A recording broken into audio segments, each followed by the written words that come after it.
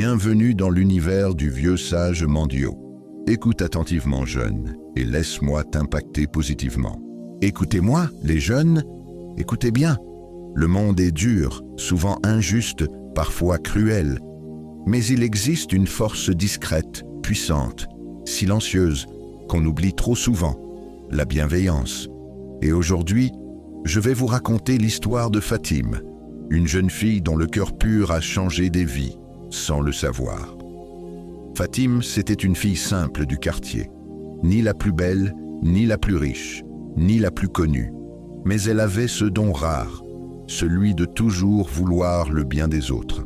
Chaque matin, elle saluait tout le monde avec un sourire, même les vendeurs fatigués du marché.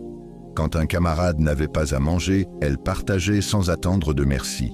Et un jour, elle a vu un vieux mendiant tremblant de froid sur le bord de la route. Tous passaient à côté. Fatim, elle, s'est arrêtée. Elle lui a tendu son écharpe et un sachet de riz chaud. Le vieil homme n'a rien dit, mais ses yeux ont parlé. Des années plus tard, Fatim est tombée gravement malade. Sa famille manquait d'argent, ses amis étaient rares. Mais alors qu'elle perdait espoir, une fondation médicale est venue lui offrir un traitement gratuit. Le directeur, c'était ce même mendiant. Redevenu riche, il n'avait jamais oublié ce regard, cette chaleur, cette bienveillance. Il lui a dit « Ce que tu as semé un jour te revient maintenant. » Leçon de vie à comprendre. Mes enfants, soyez bons, même quand personne ne regarde. Soyez justes, même quand c'est dur. Soyez humains, même dans un monde inhumain. La bienveillance, c'est comme planter des graines invisibles. Un jour, elles poussent là où on ne s'y attend pas.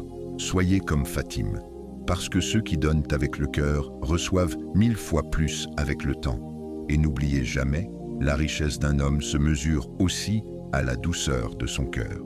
Si tu as aimé la vidéo, like, commente et partage.